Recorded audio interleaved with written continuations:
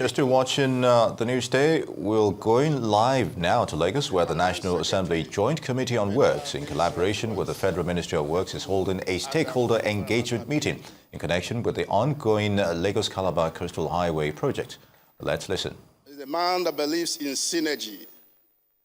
He believes even though there is separation of powers, but there is need for synergy in order for government to move forward.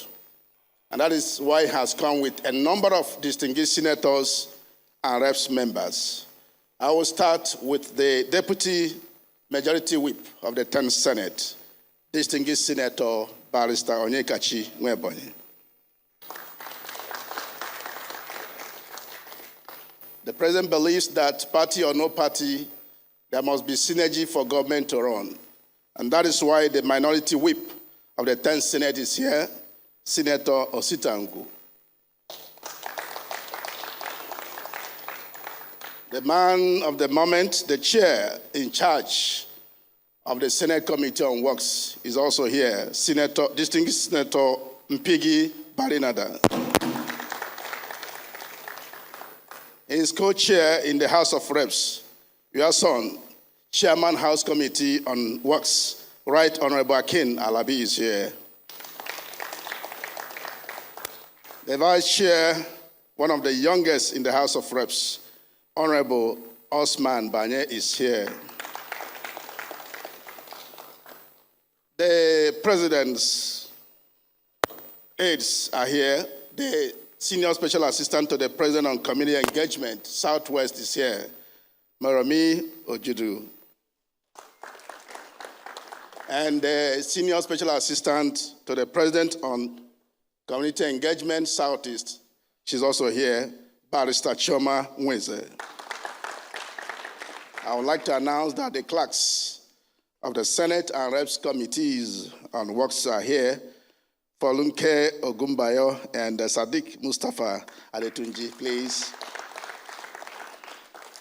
I will not forget to mention the host, the Federal Controller of Works, Engineer Kesha. Oh, thank you, ma'am, for making this event possible. At this moment, ladies and gentlemen, I would like to inform you that we had done introductions of the royal fathers that are here and some other personalities. So we'll go straight to the point, and that is welcome remarks by the Federal Controller of Works. I therefore invite Engineer Kesha O for her welcome remarks. Engineer, please.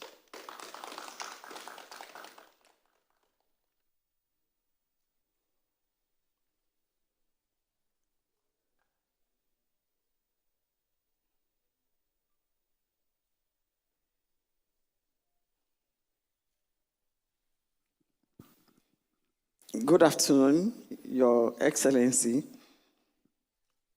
Hardworking and amiable Honorable Minister of Works, distinguished Senator Dave Umahi. Good afternoon, sir. Followed by our Pansek, Dr. Adam Kofar Mata. Good afternoon, sir. The distinguished Senator, Chairman, Senate Committee on Works, distinguished Senator Mpigi, you're highly recognized, sir. Honorable Member and Chair, House Committee on Works, Mr. Akin Alabi, you're highly recognized. Please let me stand on all other 16 protocol.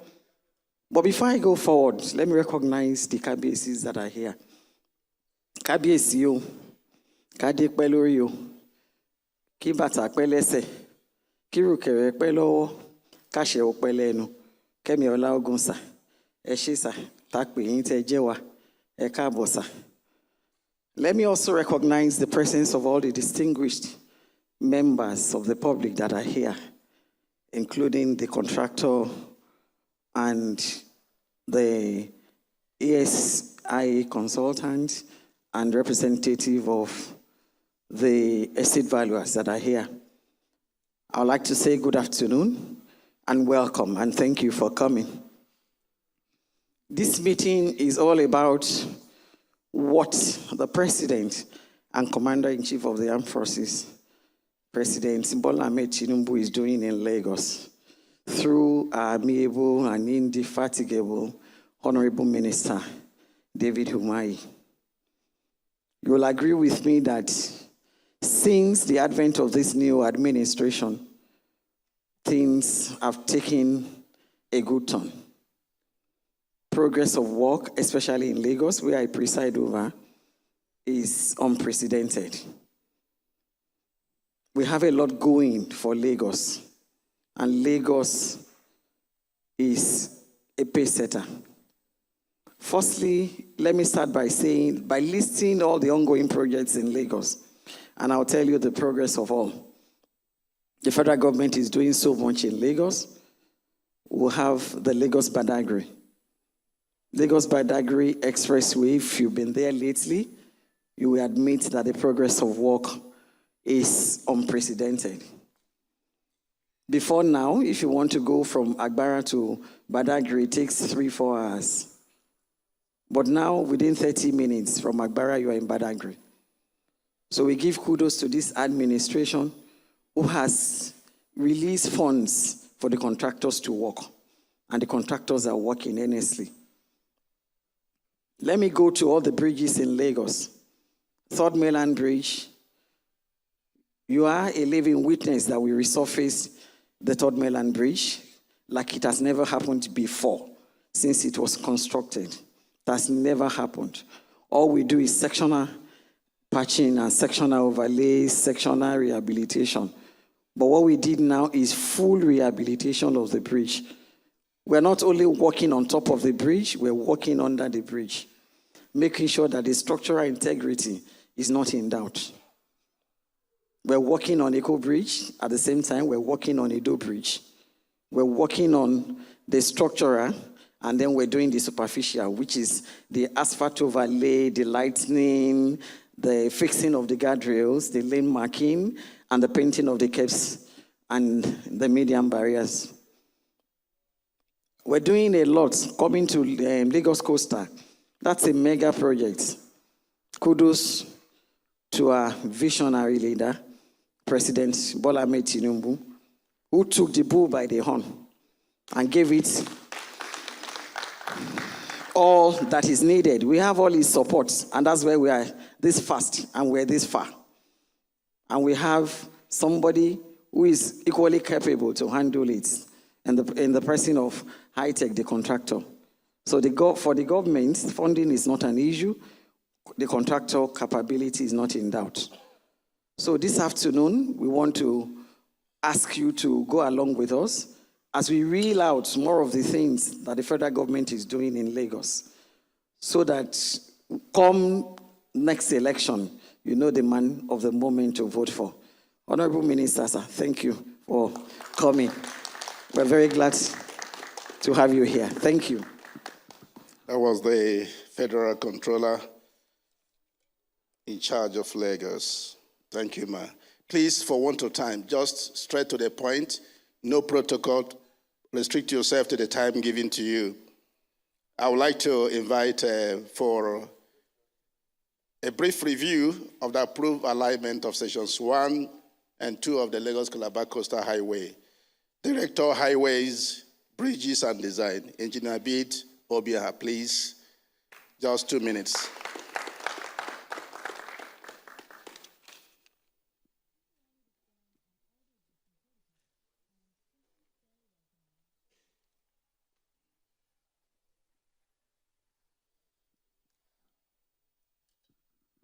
Good afternoon, Your Excellency, the Permanent Secretary, distinguished senators, Your Royal Highnesses. Please permit me to stand on existing protocol. Sorry, I'll be asking for too much if I ask members of the high table to just look back a little. Sorry about that. Now, the Lagos-Calabar Coastal Highway is one of the 4 legacy projects of this administration. This was a dream by His Excellency, the President and Commander-in-Chief of the Armed Forces of Nigeria, Ahmed Bola Tinubu, some 20 or so years ago, but is coming to fruition as we speak. It starts from Ahmadu Bello Way. Can we go back, please? Jabu. Can we go back to 0, please, of section 1? Now it moves through most of the villages and is progressing. The main object of this design, which let me also let you know that the design has been approved. The main object is to follow the coastline as much as possible. And let me remind us also that by a Supreme Court judgment, that the coastline, 250 meters from the shoreline, belongs to the federal government and is purely in the purview of the federal government. But for some restrictions, we are sometimes moving into the hinterland and returning back to our right. And when we have to do that, we are in consultation with the Lagos State government because they had previously acquired some right of way. And what you're seeing is a combination of the two, both our right of way and in some cases, due to some exigencies, we are bound to make some adjustments. And section 1 starts from 0 plus 00 and ends at 47 plus 474. At some places, the red line you're seeing are communication lines running alongside and in some cases, when we get to maybe Challenge 26, because there's the line, the communication line that is in the deep water, we are now forced to, and they have some facilities that we are forced to veer off in order not to. Initially we wanted to relocate, but the implication of the relocation of those is very enormous to the economy of Nigeria. So we decided to veer off a little and return back to our alignment. And so we continue. Where possible, we introduce flyovers and bridges as the case may be, and it takes us all the way to 47 plus 474. Then section 2 starts from 47 plus 474 to tonnage 103. I'm not too familiar with the villages we are going to crisscross, but we all know the villages by now. It's important to note that this alignment is already approved. There's little or nothing we can do to adjust them. And we urge everybody, yes, it may be painful, but this is of national importance. And more importantly, the economic benefits accruing from this coastal highway is enormous, especially one of them is that this highway will serve as an evacuation corridor for the deep sea port. You know that as we speak, most of the seaports we have are not too deep to take some cargoes, and we are forced to transload from neighboring countries. As soon as we finish this and the deep sea port is in place, it will be a thing of the past and a lot of economic benefit to the country. So I want to employ everybody to cooperate with Mr. President and the Federal Ministry of Works in order to ensure that this project is completed as scheduled, because it will bring about rapid development of the peoples of Nigeria and Southwest in particular, since it will serve as a major evacuation corridor. Thank you, sir. Thank you very much. a high-powered delegation will, from the Ministry of Works, will do a special remarks.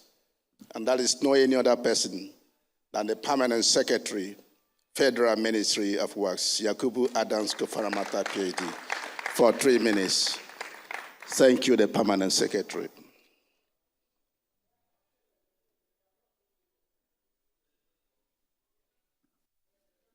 Your Excellency, distinguished Senator David Nweze Umahi, please permit me, sir, to sign on all the existing protocols. Good afternoon, ladies and gentlemen. Today, I stand before you to introduce myself first. Dr. Yakubu Adam Kofarmata, I am from Kano State. I've gone around this coastal highway. I know how it was conceived by Mr. President in the beginning. And believe you me, if you go back home and lie down and think about the intention of Mr. President on this coastal highway, I am absolutely sure your support for him, your belief in him, and your prayers for him will triple from today. I stand before you to passionately request and appeal. Please, when we leave this hall, Mr. President need only your prayers for what he means for Nigeria and Nigerians. I'll give you a brief story. Those of you that know my native Kano, from Sabongari, there was one single lane road. The locals, 50 years ago, when I was a kid growing up, they said they wanted to demolish some of our houses to pave way for dual carriageway. We vehemently resisted. And our elders were called upon, and we agreed. 50 years on, that corridor is the most developed in the whole of Kano State. And that is exactly what I want us as stakeholders to know, that the president meant well. I doubt much if any one of us here in this hall, well, maybe some, that will reach additional or add additional 70 years. But I assure you, the president mean well for all of us. If the president likes, if he likes, all he needs is to order to direct us. Do not take this road through communities. Let it be the way Third Mainland Bridge is, be on the sea. How will there be development? It can be done. I hope you know that it is doable. If the president so direct, I assure you, believe in me, I swear, we will do it. But what development will it bring to the people and to the nation? This should make you understand that this uncommon president means well for all of us. Please give him a resounding. We really, really need our royal fathers to talk sense into some of us. There is no way you will see development.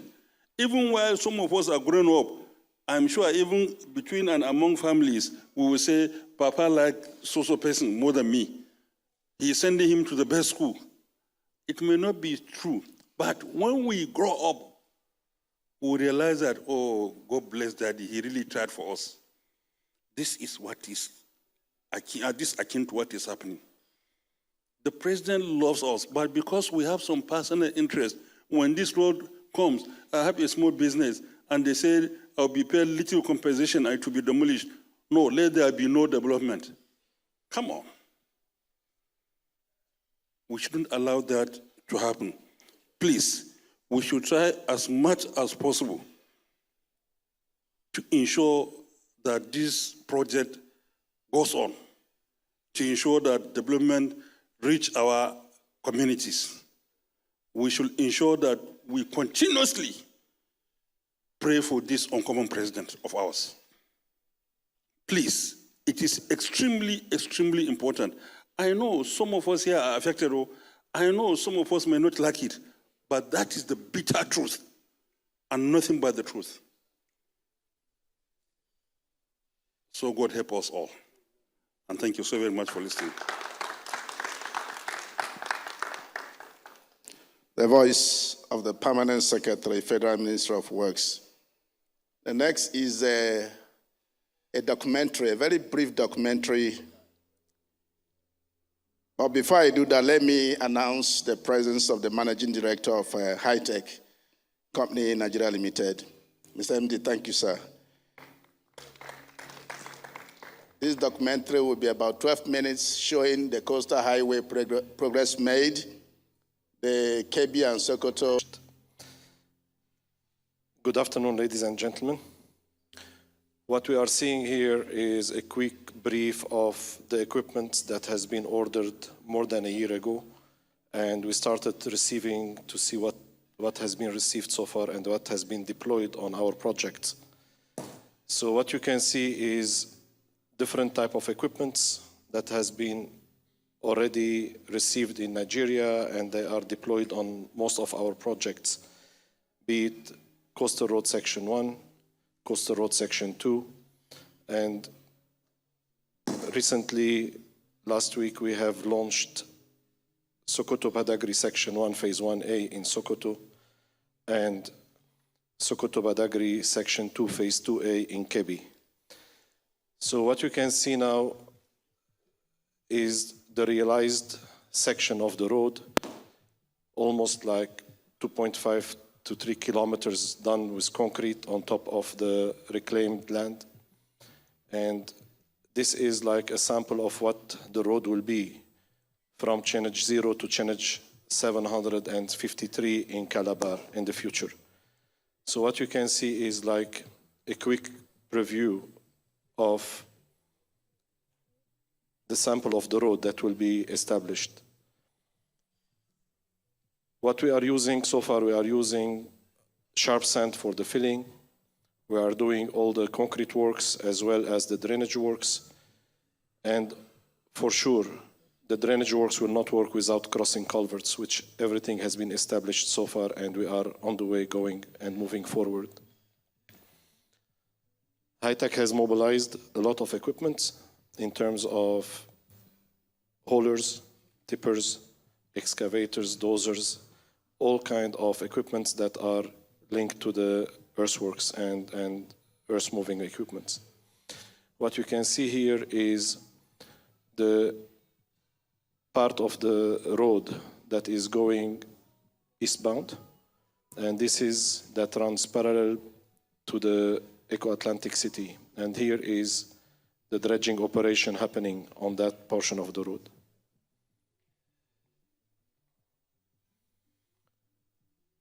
This road will be completed, this section of the road will be completed in the next 1 week, and then we will start having the stone base laid so we can start all the other works. This is part of the concrete works that has been completed and done, and this is at the start of the project.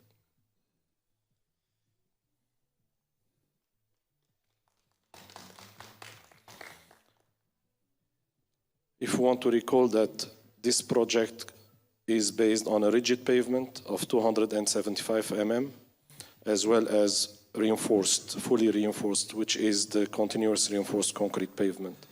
What you can see here, distinguished ladies and gentlemen, is the massive quantity of waste that we encountered, and we were delayed a lot, and we would like to thank the Federal Ministry of Works for approving and for visiting a couple of times all those areas for them to see the magnitude of waste that we are removing that were not established earlier based on an unforeseen area. Here we are, if you know it, this is Goshen Estate, and we are on the two sides of the road. So we are fully developing the two edges in order for us to start the CRCP without having any kind of interruption. We can assure you that the work is going day and night.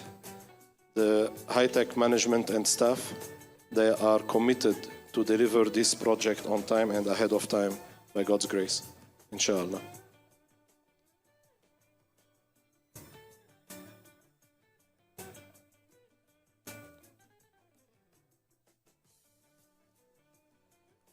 Here we are at more or less kilometer 8, and we are moving forward.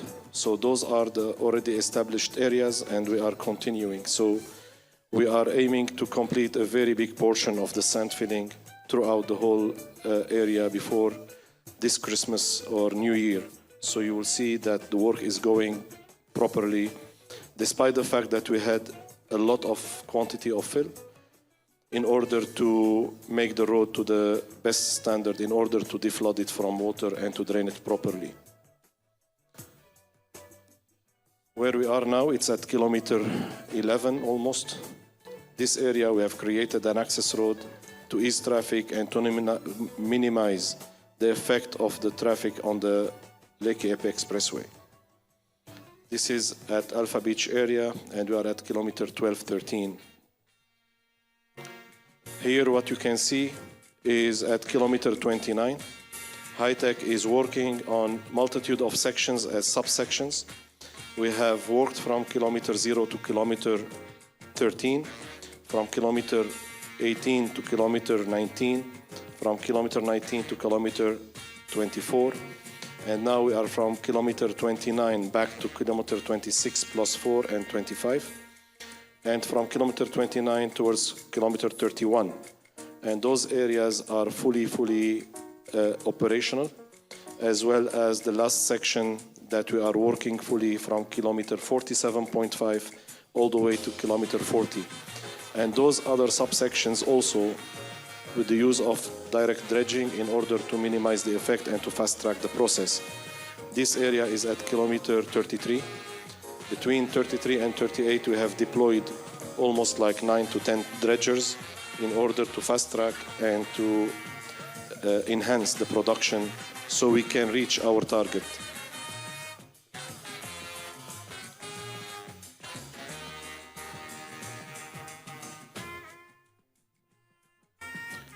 We would like to mention that all the work is being handled by local people from Lagos State and from abroad, for them to know that we are also enhancing the communities and empowering the communities and engaging local content.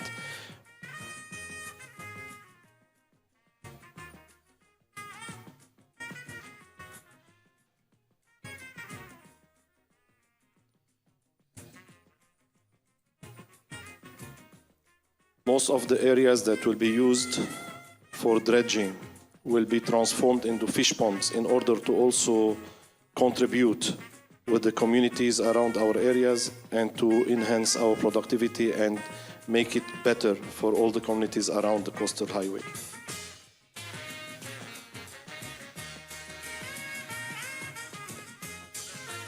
This is the continuation of the clearing.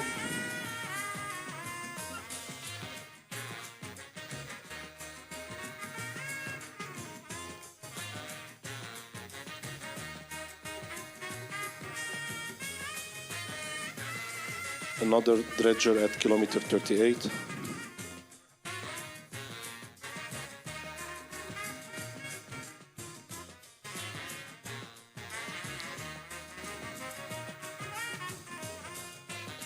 So as I mentioned, the works is going from kilometer 0 to kilometer 47.474 in very big subsections. All our excavators are removing the majority of unsuitable in order to reach a firm land wherever is possible. This is the area, the last section. It's from kilometer 40 to kilometer 47.5. The majority of the fill has been established. We have a lot of earthworks and associated works that is ongoing. We have realized a lot of culverts. We have realized a lot of drainage, as well as some stone-based areas, because we need to have the settlement the quickest possible. so we can deliver on our promises. As you can see, some of the drainage networks on the sides to be installed. We have the culverts.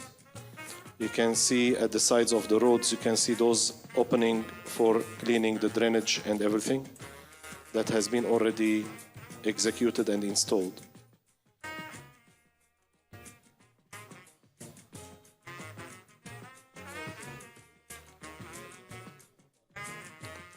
Section 2, please, Jabour.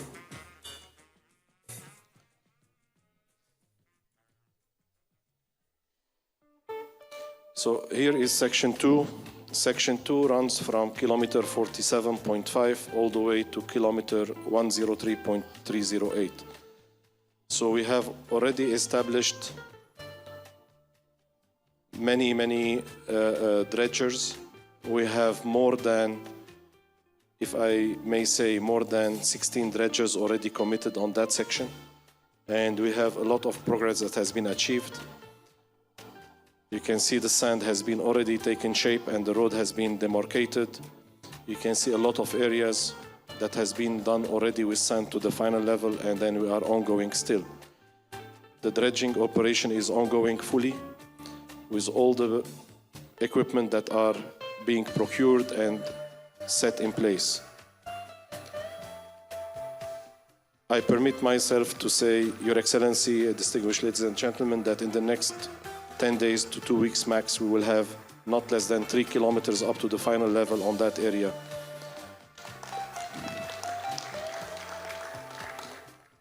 You can see it visibly with the height of fill that has been established and with the quality of work that has been done.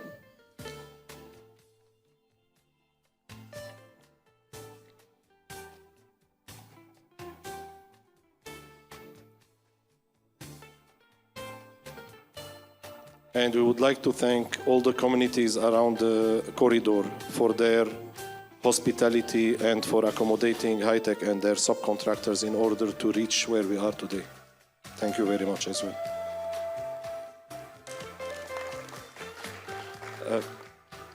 I would like to mention one more thing, Your Excellency, is to show a little bit of what has happened in Sokoto and Kebbi. Here where we have the launching of the Sokoto and Kebbi sections.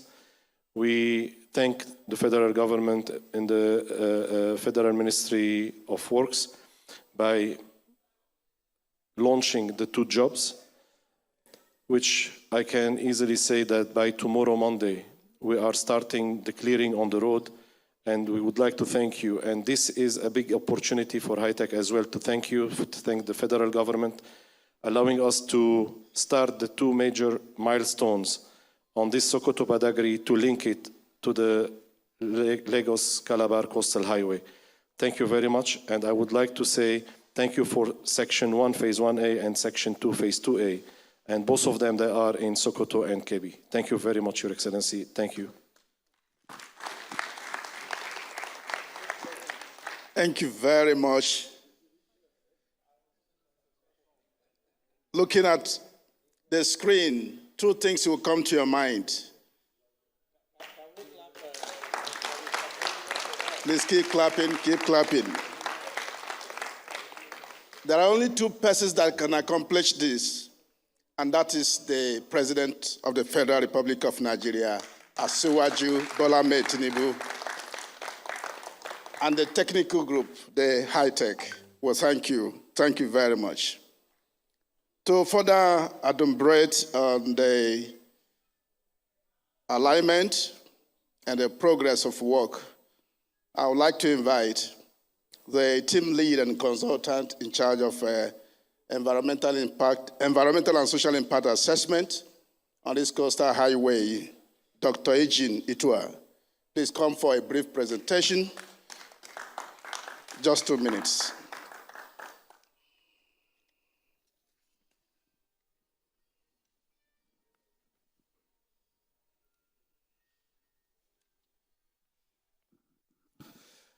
Your Excellencies, I would like to stand on the established protocols. Just to quickly say that we will all understand that the Lagos-Calabar Coastal Highway is a monumental infrastructure project poised to revolutionize transportation and economic development in Nigeria. That is benefit to all of us. But we need to align this with the cost that it comes with. And that is where the idea of environmental impact assessment comes into this space. To ensure adherence to environmental regulations, the Federal Ministry of Work diligently followed the guidelines set forth by the Federal Ministry of Environment and the provisions of the Environmental Impact Assessment Act 1992. The Federal Ministry of Works applied to the Federal Ministry of Environment on December 5, 2023. It is significant that we recognize that very date. And the prepared ESI report was submitted to the Federal Ministry of Environment, who disclosed the report for 21 days.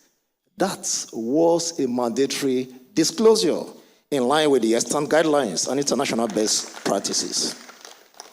Subsequently, ladies and gentlemen, the Federal Ministry of Environment established a review panel comprising distinguished Nigerians, including professors and experts from relevant fields, included the local governments concerned, included the stakeholders, communities, and indeed, the Lagos State government. And interestingly, just to let you know, just the way they distinguished, we have this high table, we had no less than 9 professors out here that we faced in the defense of that environmental impact assessment. And the chair was the former head of service, Professor Afolabi. A number of you must know him.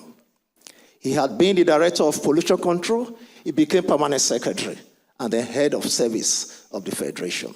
So he knows his onion, just like all the other experts did. Ladies and gentlemen, it was in this hall we had that review facing the panel. So in other words, the sessions have successfully followed the legal guidelines and international best practices.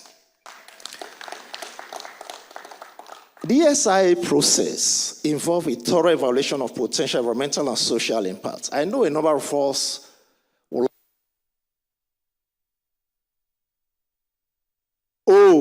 there had been that cost we're looking at. We had actually evaluated all of that and provided mitigation measures, whether in terms of environmental, in terms of social, or even community impact. We've all looked at all of that. What about environmental water resources? We've taken noise, just name it.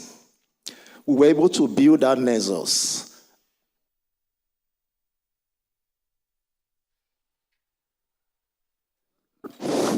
Okay, maybe I could do it like this. And then in understanding what the impacts were, we were able to create mitigation measures. And indeed, we even went as far as developing what we call environmental and social impact plan or management plan. And so that will be used in managing the plan. With regard to public engagement, I tell you, a wholesale public engagement came through. You recall even the public engagement, our distinguished Honorable Minister was even part of that. Is it interacting with people along the corridor? Or bringing all of you beyond all of you, in addition to other distinguished community members, royal fathers and the like? You recall we were all there. And so, there had been a whole lot in terms of engagement. Public hearings, online surveys, information dissemination. We had even gone ahead to create a bulletin, a monthly bulletin, where, for instance, we tried to, as much as possible, to bring out information that are true. There had been a lot of misinformation, and we felt that that monthly bulletin would do everyone good with the right information. And so you could actually contribute to those bulletins. And then In conclusion, let me just move on because I can see he's telling me to conclude. The Lagos-Calabar Highway project represents, once again, a significant step toward Nigeria's sustainable development goals. By prioritizing environmental and social consideration, we are committed, and indeed the Federal Ministry of Works and the federal government is committed to creating a lasting legacy that benefits both present and future generations. The Lagos-Calabar Coastal Highway project is a transformative initiative that will significantly contribute to Nigeria's economic growth and social development. By prioritizing environmental sustainability and social equity, this project will unlock the potential of the region and improve the lives of millions of people. Through the rigorous ESI processes, we have identified, like I said earlier, potential impact and developed comprehensive mitigation measures. By working closely with local communities and adhering to international best practices, we are confident that this project will be implemented in a responsible and sustainable manner. As we move forward with the project's implementation, we remain committed to transparency, accountability, and continuous improvement as we support the project. We believe that the Lagos-Calabar Coastal Highway will serve as a model for sustainable infrastructure development in Nigeria and beyond. Just to let you know, I was in Colombia 2 weeks ago, and I presented to a large audience this very project. I had also been able to present this project to a university, Amity University. You can find out about it. This project on climate resilience. So in other ways, this project is a model for sustainability. Moving forward, large infrastructure projects will learn from this very project. Thank you very much. Thank you. Please, before I invite the next speaker, let me announce that the representative of the Honorable Minister of Environment is here, Dr. Bas Suleiman, Director, EIA, Federal Minister of Environment. Let me invite for his speech the enumerator, Dr. Sampson, please, for 2 minutes presentation. Thank you very much.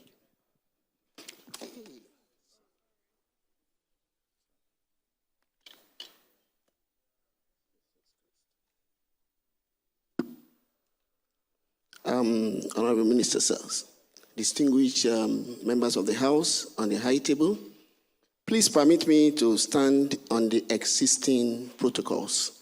The KBACs and distinguished ladies and gentlemen, it is an honor for me to represent my members that are consultant on that corridor. We are 4 estate firms appointed to handle the assignment of compensation for the project affected persons.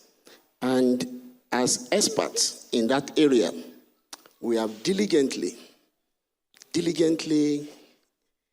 done our work, and I'm going to explain that to every one of us. The foundation I need to lay to us is the fact that the right to compensation is a fundamental right enshrined in the Constitution of the Federal Republic of Nigeria. That is Constitution of 1999. It is a statutory right contained in various legislation. The main legislation governing acquisition of land and payment of compensation in Nigeria is the Land Use Act of 1978. Therefore, compensation processes and practices in Nigeria is statutory in nature. What do I mean by that? Within the context of Section 1 of the Land Use Act, all land in the state has been vested in the hands of the governor to hold and administer for the benefit of the citizens. By that section, ownership of land has been vested in the governor, and therefore nobody owns land in Nigeria again. What is the implication of that? If you move to Section 28 of the Land Use Act, it says that where land is required for overriding public interest, the governor has the power to revoke every subsisting interest. Section 1 has revoked acquisition. Section 28(9) is now saying existing interest, meaning that where your land is revoked for overriding public interest, Section 9 says you are entitled to compensation. But within the section of Section 29, there are procedures for compensation assessments. It says that you have three basic head of claims. Three basic head of claims. The first one talks about annual ground rent that were paid in that year, because it is supposed that the person affected is a tenant of the state, so he's paying rent like a tenant. That's one. Number two talks about economic trees, crops, what have you, cashew. Talks about economic trees, palms, coconut, just name it. Then the last one, that one talks about unexhausted improvement. What do we mean by that? Anything you do on land that change the position of that land is an improvement. When you put a structure on land, it's an improvement.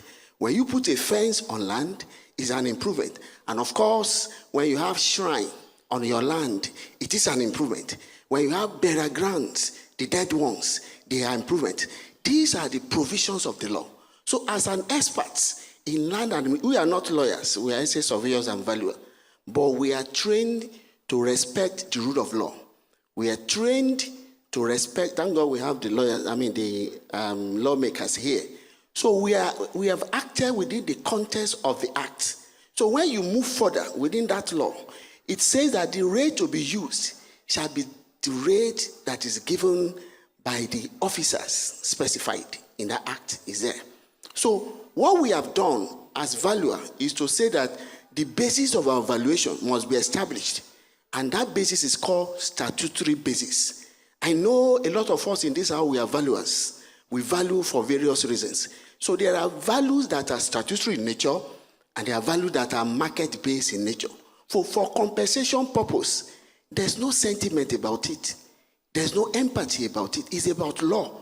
And where we acted outside that law, we have acted against the law, and our report might be subjected to scrutiny.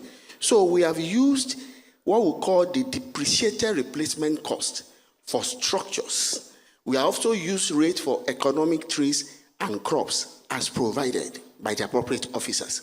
And based on that, we moved to site and we conducted what we call reconnaissance survey. And after reconnaissance survey, we did community engagement beyond what the ASEA people have done. We went to the community leaders, we met with the youth leaders, we were able to identify those people that are affected so that in the course of our enumeration, we will not record the wrong person for what it doesn't hold. And we ensure that we require for the certification or title to show that they have owners. Because of my time, I think I'll stop at this. Thank you so much. Thank you. Thank you, enumerator.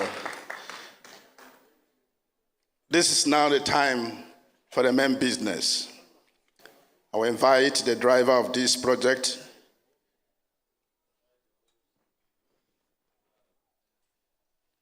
before I invite the Honorable Minister of Works, let me invite Dr. Abbas Suleiman, the rep of the Honorable Minister, Federal Minister of Environment, for his 2-minute speech. Director, please. Your Excellency, the Honorable Minister of Works, distinguished highnesses here present, I convey the compliments of the Honorable Minister of Environment, Abbas Balarabe Lawal. I just want to lay credence to what the ESIA consultant had said about the project and all the steps that had been taken in the course of the environmental and social impact assessment of the project. First of all, let me just stress that, like he mentioned, December 5, 2023, the project was approved by the President in Council. And by the EIA law, it would have just been okay. The highest authority has taken a decision on the project. However, we want to commend the promoters of the project, Federal Ministry of Works, for making sure that the project is still subjected to the environmental and social impact assessment as enshrined by the Air Act 86 of 1992, which we codify as Chapter E12, Laws of the Federation, 2004. I don't want to go through the steps that the consultant has enumerated, but I'm here to support it as the main regulator of that activity. The panel that was established by the Honorable Minister of Environment is an independent panel of technical experts and federal, state, and local government regulators. Most of the personages that you had on that panel, led by a former head of service of the Federation, who incidentally had also been one of the foundation members of the Federal Environmental Protection Agency, and the officers that built this process. He came outside the country to honor the call of the minister to chair that panel because of the importance that the ministry attaches to this project. I would want to just close by saying that roads are like the blood arteries in the system. They promote economic growth. Let us look at what happened in India. 2 infrastructural projects, ballooned India from where it used to be to where India is today as one of the leading economies in the world. The IT infrastructure they set up, and then the road network that was built across the entire country. And I think that's what Nigeria is also trying to do. So with this, Honorable Minister, sir, we pledge the support of the Honorable Minister of Environment. And let me end it by saying that all concerns will be taken care of in the course of the review of the environmental impact assessment of this project. Far-reaching decisions that will be taken will be in the mutual benefit of all. And whatever we come up with, stakeholder engagements is something that will continue throughout the project lifespan. Thank you very much. Thank you very, very much, Dr. Baz Suleiman. It is now the time to invite the Honorable Minister of Works, His Excellency Senator Engineer Mweze David Umahi, CON. Your Excellency. Thank you. My dear National Assembly members, the PAM Secretary, Directors, Lagos Controller, the KPAC, the Directors of Ministry of Works, our stakeholders, MD of High Tech. Because of time, we're going to be combining my remarks with questions and answers and remarks from participants. After that, the National Assembly will now have their comments and directives, our headmasters. Let me first comment very highly the stakeholders for honoring us. Each time we ask for your presence, you've always come and we've always had fruitful discussion. Today will not be an exception. And to PAM Secretary that put our ministry staff and the program together, I want to thank you very highly for your commitment to the vision of our dear President. Let me, can you remove my pictures there, please? Let me also, yeah, that's the right pictures that should be there.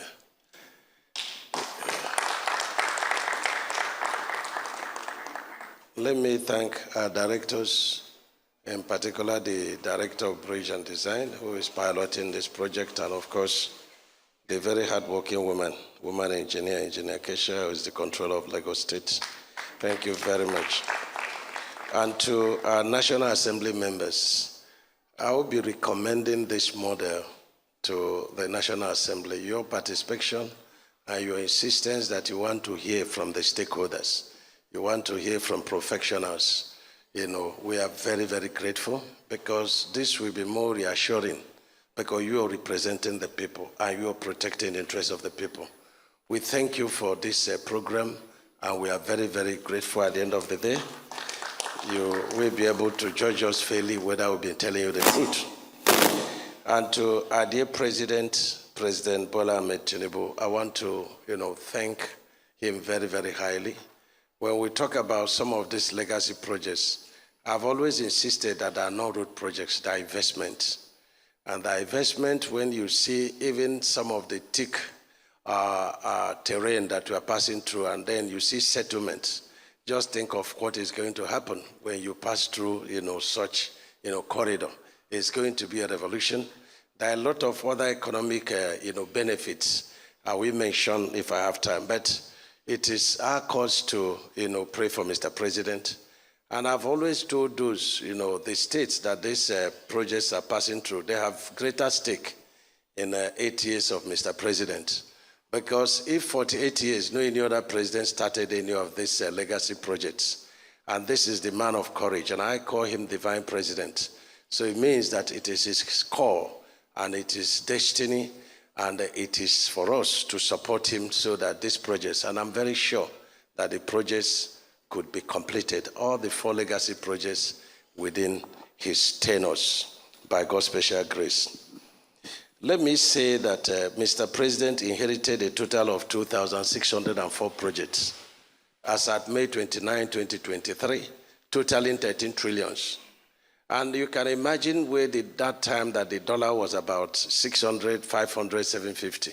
And today, what the dollar is now. So you can imagine when we review this project, it should be over 19 trillions. And then when we add the projects under Mr. President, you see that we are struggling with over 3,000 projects. We are not complaining because Mr. President is a man of courage, and he has directed for the projects to be kept alive. And so, Nigeria is blessed. I think it's the first time you're having a man who was in the private sector coming to lead the country. The difference is always clear, because every leader with such background is looking at ROI, that's return on investment. And what he has done now is that a lot of the projects within the economic corridors are giving very serious, emphasis. And so in 2025, we're going to be, selecting projects that are, critical to our economy, for completion. And this is very key. And so some of the projects we inspected yesterday from Ondo State on Thursday, Friday in Lagos State, Saturday in Lagos State. My director of Lagos State has mentioned them, but I will take out the bridges in Lagos State and the bridges nationwide for emphasis, and to underscore the importance of giving priority attention to some of these bridges, because stitching time saves 9. But let me give a brief rundown on the 4 legacy projects of Mr. President. The first is Lagos-Calabar, passing about 7, 8 states of, Niger Delta and Lagos. And this is 700 kilometers. And this Lagos-Calabar Coastal Highway, starting at Ahmad Bello University Way, was designed for 10 lanes. 10 lanes. But because of a lot of encroachment by the people, some on design, corridor, gazetted corridor, some on the right of way of the federal government. The federal government has right of way by the reason of the Supreme Court judgment, 250, meters from the shoreline. And a lot of people have argued, 20 years ago, the shoreline was over there. Whom shall we ask? So in law, you are looking at what you have to take a decision. And so, but Mr. President directed that we should shrink the corridor, to 6 lanes, and also reduce the carriageway of the train track from 25 to 20. And that has given a lot of relief to a lot of our brothers and sisters are within the corridor. And in his own, engagement, with the people God gave him the assignment to govern, he's not saying who is right and who is wrong. And even in the enumeration, by law, if you have shanties, you are not supposed to be paid. But Mr. President, did not mind. He is president for all, and he feels, the pains of Nigerians. And when any opportunity presents itself for him to help, it has always helped, and this is one of them. So, everybody will be expecting that we procure sections 1 and 2 on 10 lanes. But we have a very serious problem, and I thank God for high tech. I hope they will keep this relationship going. When we designed the route, we had certain corridors we followed. Because we took the National Assembly yesterday to the where they are removing over 6 meters of unsuitable materials. And the question is, did you not do soil test? We did soil test. But when you depart from one corridor in course of your construction to another one, then you will now discover new parameters of construction. And so it's going to increase the cost of construction. And then we also have challenges of, our flyovers. For example, at the refinery of, Dangote, we have the pipelines already laid. And so there is nothing you can do other than to find solution. And we visited there about 3 times. So we came up with cable, bridge over there. And that will give you over 150 meters, span. So over there, we're going to be spanning over 150 meters, as against the 50 meters, design span. That is going to introduce, some elements of cost in the distance. When we move from the corridor, near the coast, where we should have sharp sand to backfill, and we go to the swamp, which we are doing now, then you have to remove the bad materials. That was not there before. And then you have to transport materials. That's another cost. And all the unsuitable materials that are removed within kilometer 7 to 0 is to be transported to the dump site designated by Lagos State government, either at Ikeja or Eko. That wasn't in the cost before. So we are struggling to see that essentially we're supposed to make some savings from 10 lanes to 6 lanes. But with these inclusions, including doing a concrete retaining wall in all the high fields, we have an average fields of 6 meters on top of the existing ground level. So we have a duty to protect the houses within that corridor. And so there will be retaining walls that are going to come along the corridor. So all these things will be put together. And then we wait now. So I'm putting the National Assembly on notice. And of course, I say that after God, they're also our witnesses, because we were there together and we all saw it. And so we are going to aggregate all these things together to produce the final design, which is what the Ministry of Environment is looking for. And then we take it back to Federal Executive Council. If it goes beyond what we had before, why not? If we struggle and we save money, why not? But we are very transparent in doing that. And I want to thank ESIA, very professional person, and of course the Ministry of Environment for getting an independent professor that you cannot buy over, to preside over the review, committee. And I thank all the participants. And I saw that the man that, heading the enumeration is quite a very serious professional. Palm Secretary, you don't have to pay them 100% of their money, because we are taken to court. So this brilliance, he has to come and define what he did in court.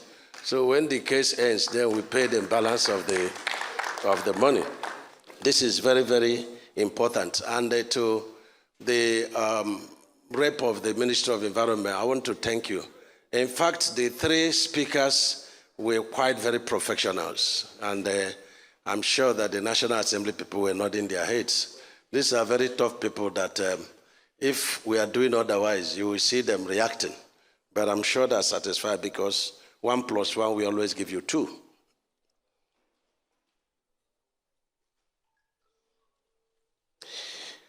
It's opportunity to also explain something. Somebody questioned, say that we're giving 300 billion in 2023. I don't know whether 2023 or 2024. But the fact is that in supplementary budget, Mr. President saw the plight of the people when he came on board.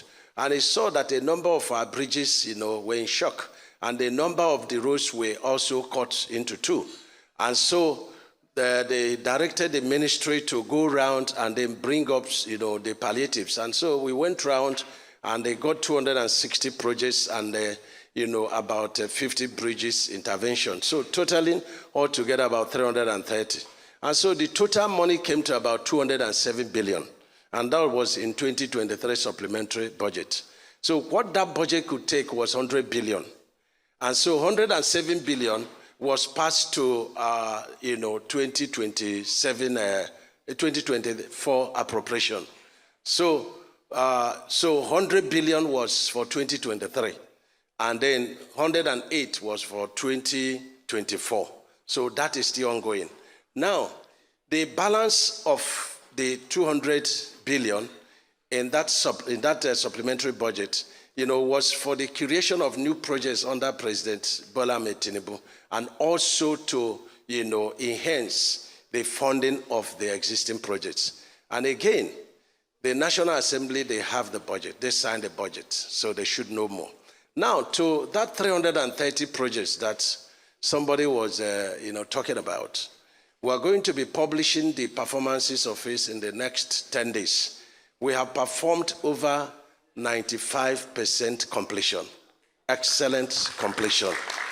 And so we're going to be publishing it, the location, the GPS, the contractor, the phone number of the contractor, and Nigerians can go and see.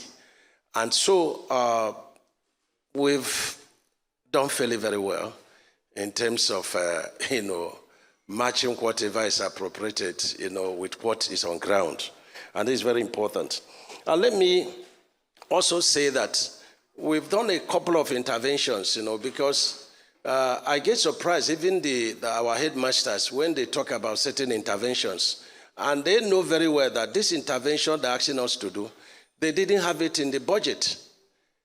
And so it becomes a very serious decision. First of all, you cannot appropriate any project that is not in the budget unless it's an emergency one.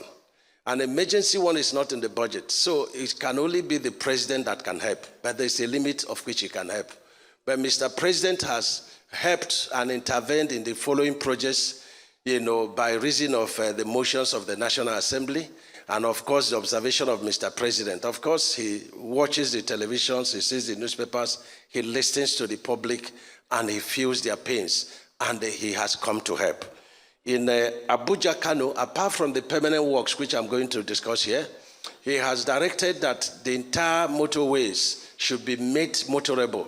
There should be no pothole, that should be done while, the permanent work is going on. And that is being done. And I think in the next 7 days, that directive will be fully carried out. And when we are going to Niger State by Wednesday, the National Assembly have directed that they want to inspect the road. And I'm very grateful for that synergy. We have the Katsina Line. It's running from, Cross River down to Benue. We have started, as directed by the President, the section of Cross River. And it is ongoing, and we get to, Benue State. It has no appropriation, it has no funding, but we have to do what Mr. President says we should do. Makurdi to 9th Mile, it is, China Exim Bank project funding, and it's done by China Harbor. But there are a lot of, disturbances, along the corridor, and, some of the roads have been destroyed to the fact that you have a lot of dust on the road and potholes. So the president has directed that we immediately procure all that within the project. And that has been done, and the work is, seriously ongoing there.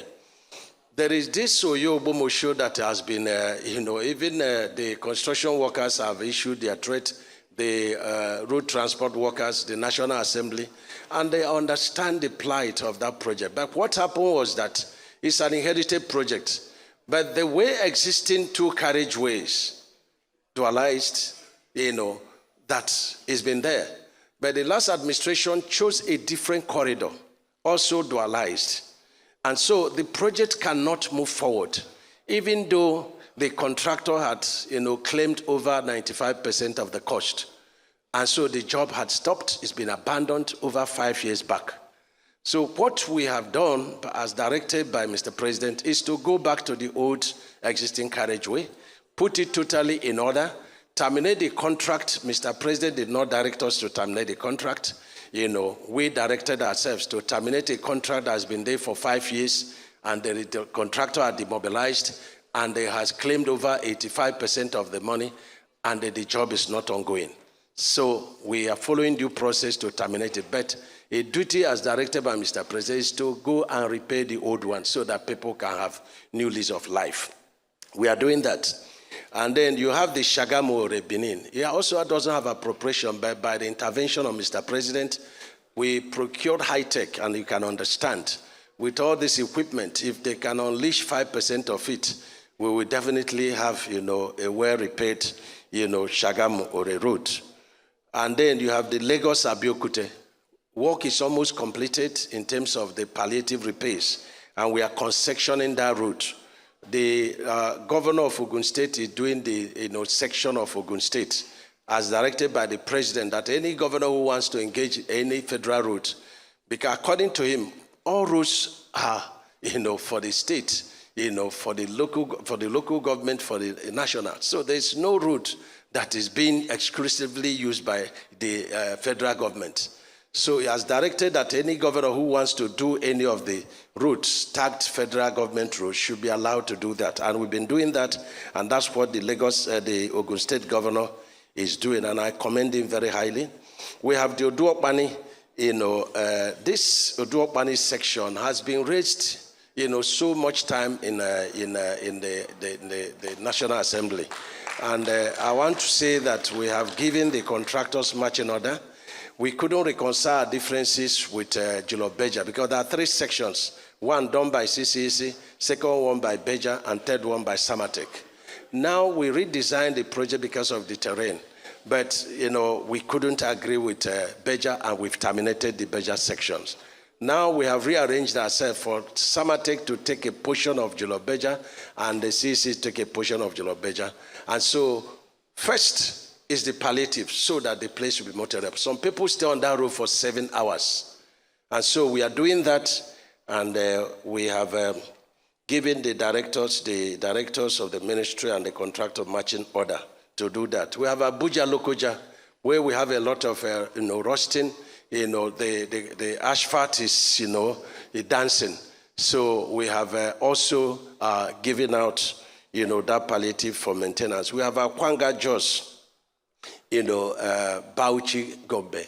That's one of the 4 legacies projects of Mr. President, but we are doing palliative on the entire stretch so that people can have, ease of life while the permanent structure is going on. Time will not permit me to continue to talk about all the interventions, but we have,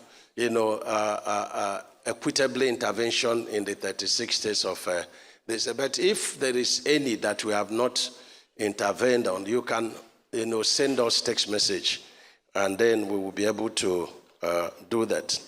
We have terminated a number of projects, Lokoja Benin. The 3 sections, I wouldn't want to call the contractor, but the 3 sections have been terminated, and we've gone to BPP to do selective tendering to re-award it. Lagos-Ibadan, phase 2, done by 2 contractors. We've terminated it, and we are going to be re-awarding it.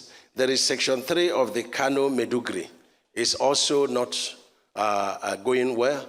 The contractors say I'm a wicked man, but it's better for me to be a wicked man by terminating a project that has stayed for more than 12 years with very unproductive attitude, than for the people to be suffering.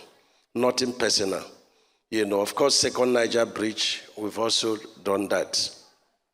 The bridges, we have recommended to Mr. President 341 billion for us to tackle the disaster that could happen, on our bridges. When you go to Tom Melan Bridge, you'll be seeing the beautiful work done by the president, on top.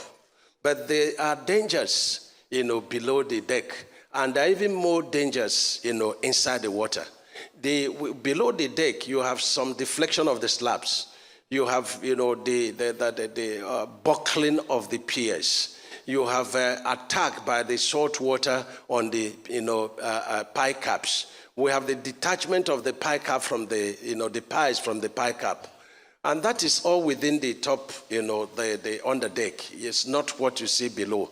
And so Mr. President had given us money to rectify this in, Murtala Mohammed Bridge in Kogi State, in Kata Bridge in Lagos, and Tom Melan Bridge. And the reason for some of these problems is because these bridges have lasted some for 53 years, for 60 years, and there were no maintenance. So our maintenance culture is not very, very commendable. So, but we are doing it. But the most troubling in some of these bridges is what is called chlorination and carbonization. And that is, the sipping of the chloride water, salt water, to attack the reinforcement of the pie cap. And so that is what we are witnessing, and it's a huge problem. So we have contacted international communities to learn where such thing has happened. And the Beja is also making contacts, who is the contractor to that job, to see how we can, effect repairs of that. Because we can't demolish the pie caps. It's impossible, But also greater problem is the piles. The piles were constructed under skin friction because it is like the end bearing, which is like rock, is beyond reach. And so you have illegal mining of the sharp sand. You have the undercurrent, the scouring. And so over time, you have the piles that are just there with nothing holding it. So in 2019, ISECON evaluated these piles, 330, pie caps. Some of the pie caps, has over 20 piles, 24 piles, 30 piles. You can imagine the number of piles. It goes into thousands. And they discovered that some of these piles, the casing had, rusted, and there is an attack on the concrete on the reinforcement of the concrete. You discover that some of the piles have detached from the pie caps. You discover that some of the piles are just dangling like this. And so the 2013 exposed the dangers. And in 2019, ISECON also under the federal government reviewed but 19 pie caps and saw that we had geometrical progression of the deterioration. And so we have committed Beja to evaluate all the pie caps of Kata and Third Mainland Bridge and give us a design. We have also, procuring an independent consultant who will also do similar work. So we use 2013, 2019, what Beja is doing and an independent, so we bring them together, put up a design, and then we approach the federal government through the National Assemblies to see what we can do. But it's an emergency, and this is very, very important. Let me comment very highly, high-tech. The 4 legacy projects, we have the Akwanga, Jos, Bauchi, Gombe, is being to be executed under China Exim Bank with counterpart funding from federal government. That procurement and review is ongoing. Then you have the Trans-Hara that is passing through southeast to Benue, to Kogi, Nasarawa, and Abuja. And the procurement is being concluded now. Unfortunately, high-tech did not bid for that project. And people are asking, why is it that, a woman say, why is it that when it comes to my turn, then the bed is broken, So with all this equipment we are seeing, that's questions they're asking me. But we can't force high-tech to bid. We put out for people to bid, and they did not bid. So we believe that whoever that will win it is going to do a good job, similar to high-tech. And when people say, why are you giving the 2 legacy projects to high-tech? We are following due process, procurement process. But look at the equipment. They are not photoshops. The National Assembly were there with us. We went physically to see them. This, what you are seeing, is 50% of what is still in their wharf. And they were not procured for this project. They were procured a year ahead. They are just coming in now. Because they are not just working on these 2 legacy projects. They are working for state government, especially Lagos State government. They are working for Ogun State government and many other states. This is a company that is determined to work. And the PAM secretary is here, and I want him to direct his engineers, controllers, directors. Let us evaluate the equipment of all contractors. We've seen some contractors having up to 20 jobs, some lasting over 18, 20 years. the jobs are not going on. Every year there is appropriation, they take it, and the work is not going. So we have to do this exercise so that, any contractor that doesn't have the equipment he quoted in his bid to do a job, we have to bring down that contract. We have to do this. And so we went physically at Ahmad Bello Way to look at this equipment. And we are very satisfied that any project engaging, and this is the reason when we say turn from this corridor to this corridor, no argument. I hope there will be no argument, But because they have the equipment, they are doing it. Going through the mangrove, swamp, they are doing it. They have the equipment, and I commend them very, very highly, And we want to see any other company in this country that will have 5% of this equipment. That will be second high tech, So it's a challenge. So I want to thank you very, very much, high tech. And yes, you've requested that the loan part of the contract, you should be paid in dollars. Of course, you should be paid in dollars for the loan part, but the counterpart funding we are giving is going to be in Naira. It has always been in Naira. And any mobilization we give to you will not attract any VOP, will not attract any variation. And if we pay you in dollars for the loan component of it, the 100% at peace with the Minister of Works, because nobody will talk about variation. Variation and foreign exchange differentials, and then the games of contractor. That's have been the problems of this country. And when people say that we are engaging in less priority issues, it's because the person was procured by contractors who are not having any equipment to work. Because if the foundation is not proper, then the house will not stand. And the foundation is to nip in the bud all those, antics of the contractors that they are using to siphon the federal government money. When the money is not there, you cannot, extend any construction. So this is very important. And so finally, we want to thank National Assembly. They have indicated interest to do retreat for our 2025 budget. We welcome it because we want to know the projects we will need to budget for, as few as they will be, and then the reasonable amount that will be used to tackle it. And they should say to Ministry of Work, this is the extent we want you to go in 1 year. And I assure them in 9 months, we will exceed their expectation. But it's important that, you involve the stakeholders as you've indicated. Ours is, tell us what to do, and they support us, and we will do it. So support us like Mr. President is supporting us, and we will definitely do it. So it's time for comments and questions from our participants. We're ready for you.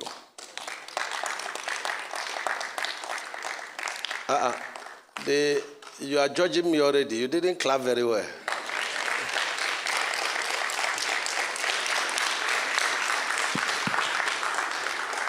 Okay, we have 15 minutes to do this, and then another 15 minutes for National Assembly. Yes, go ahead, sir, very quickly. Honorable Minister, my name is Olushola Eniton. I'm a lawyer, also equally certified in valuation. I'm a dual qualified professional. I want to welcome also the National Assembly. I am happy that you are here and that you are concerned and you are sitting even right now. Honorable Minister, sir, this is a fantastic job you are doing. I always commend when I see the good things that are going on, and this is fantastic. Because of the quality of work you are doing and the vision that you have, it is very, very important that you don't leave small issues that can mess it up. And one of those issues is compensation. Compensation. The environmental social impact assessment that was done did not do justice. And I'm saying this because there are 8 Supreme Court decisions and 8 Court of Appeal decisions that are already decided, even one just early last year. There is a decision by the current CJN, whilst she was a Supreme Court justice, also part of those decisions. Where I am going, sir. What is the issue? We are not the issues are that compensation has not been fair, has not been just, has not been reasonable, has not been adequate, and has made the people worse off. People are worse off. Okay. Somebody who has a house before is now renting and has no vision or any capacity to replace what was taken from him. That is not the intendment of this beautiful work you are doing. Okay, thank you. Thank you. Thank you. If you had clapped like this for me, maybe I wouldn't have been able to answer the question. You were distant, but let me say, sir, I heard you very well, loud and clear, but my hands and legs are tied under the law. I understand. I've lost some properties, to this kind of arrangement. It can be very disturbing and painful, but when you are before the law, you are, bound to follow the law. We engage professionals to do this work. What the Federal Executive Council approved as recommended by BBP was 8 billion on this corridor, just, Section 1 alone. But today, we are hitting 18 billion. 18 billion, that's what we are hitting. And we're going to publish it, for everybody to see. The name, the picture, the dimensions, and the cost. And so we are bound by the advice of the professionals that we engaged. And I'm so excited with the level of competence of ESIA and the enumerators. I'm very, very much excited. However, we have over 10 cases in this direction in court. And so whatever court comes up with, we will obey. But we continue to go to Supreme Court so that we strengthen our democracy, and then we hear finally from the Supreme Court as far as this is concerned. Because there is a law he quoted. I'm not an expert, but they involved an expert to do that. And 50% of this enumeration is being paid. And I've directed Keisha, we are not going to be waiting to go to Federal Executive Council because the interests of the people, are involved. If we are passing, they must also be able to have their money to relocate. So within the next 10 days, we must complete, 100% of the payment as enumerated by our enumerators. So we're going to do that. Next person, please. And by the way, they say that I procured SANS to defend me on, freedom of information. I never did. The the Honorable Attorney General is his duty and is the one that put the SANs together. They are not defending me. They are defending Ministry of Works and the federal government. In the other legacy projects, we are also going to have them in advance, so that we attend to issues legally.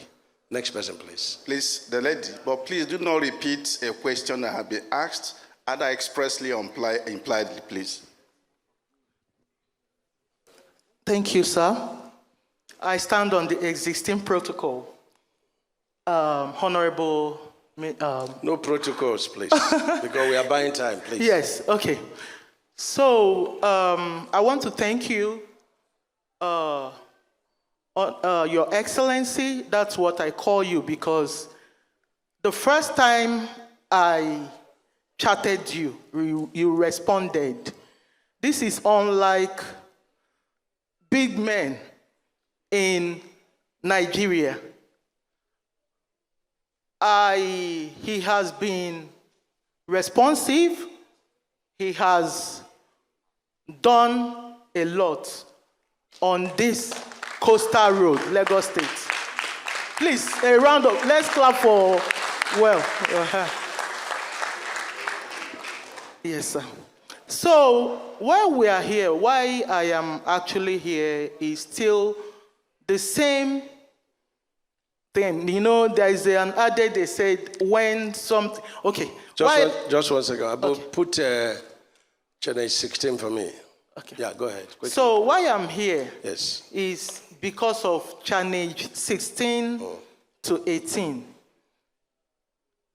I have been talking about it. I'm not talking about it because of... What is the issue? Just the issue in channel 16 is that the coastal road was diverted into our estate, Winhome Estate, which belongs to several Nigerians in diaspora, several cooperatives in Nigeria. Okay, the issue is that we diverted the coastal highway into, a place that was not gazetted, so to say, and that is between 16 and 18. Yes, sir. Can I answer you? Sir, please, can I finish? So, sir, so I want to categorically state with documented evidence, which I want to present to everybody, that the MTN cable that you mentioned day before yesterday at Eko Akete is that landed, that's the two African cable, is in Mopo Onibeju, Lekki, not Okwaja. That is what I have been trying to bring to notice. Okay. The 2006 alignment is free from any cable from channel 16. Okay, I got you. I got you. Let me answer you. Thank you. Thank you. Now, give me channel 16, please. Channel 13. Channel 13, where are you? Yeah, this thing, okay. This channel 13. You are not putting the changes. You have to listen very well. If you will sit down, then others will. You've been very, very active in the matter, and at the end of the day, you will be able to say something now. Wait, change 13. Very quickly, is it 13? This is change 13. Okay. If you look very, very well, you will see that this is the sea down. That's the ocean. And let us see where we are coming from the sea. Okay, we are coming. You see, we are by the coast, as you had said. Are you with us? This is 13, go 14. This is 15. Hold on. This is 15. So the alleged crime is committed from Chenage 15. Is it correct? Okay. 15. Okay. So you see how we have diverted. So why? Why have we left the coast and we are going outside the coast? You will see it now. Go ahead. Come down now. Let us see something. Okay. Abu, what challenge is that? The first MTN cable from the ocean? Kilometer 19. Yes, that is the point. Whatever is the name of the place, we do not know. But this is where that cable is. Then go ahead. This is another location. The power station is here. This is the cable.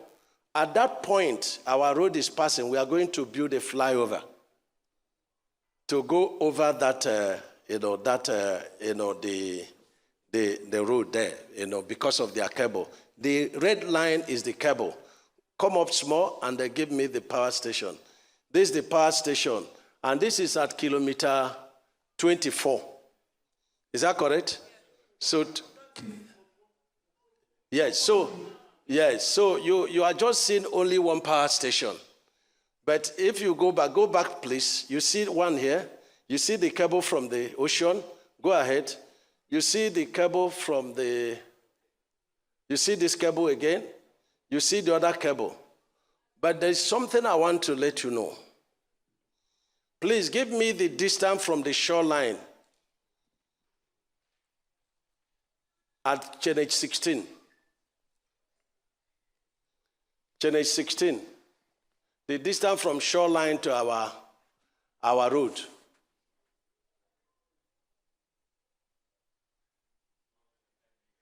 Huh? 210 meters. So that is our land. It's our right of way. It belongs to us. Okay? Because 250 from the shoreline belongs to the federal government.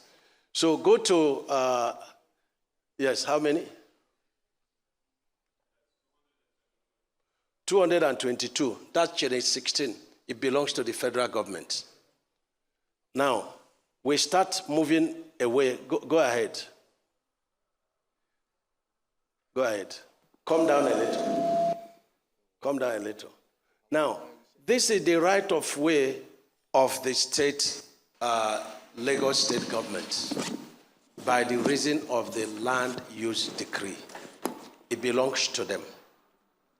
And that is what we've excised, over here. And it is cheaper and better for us to have gone within the coastline. It's cheaper for us. It's better for us. It's a coastal road. But the president directed, because these two people went to send petition to him, and he called me and he said, do not touch the cables from the ocean. And whose report do I believe? Very good. That's what I've done. And we economically, we have also avoided the MTN cable line. This is the answer to your question, ma.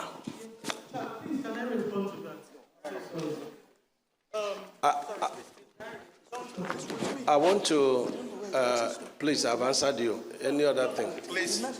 Listen to me. Please. Excuse, please. Yes, ma'am.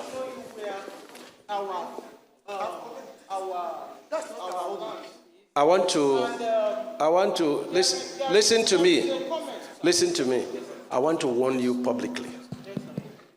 You have been doing a lot to stop the project. You are my sister. If I get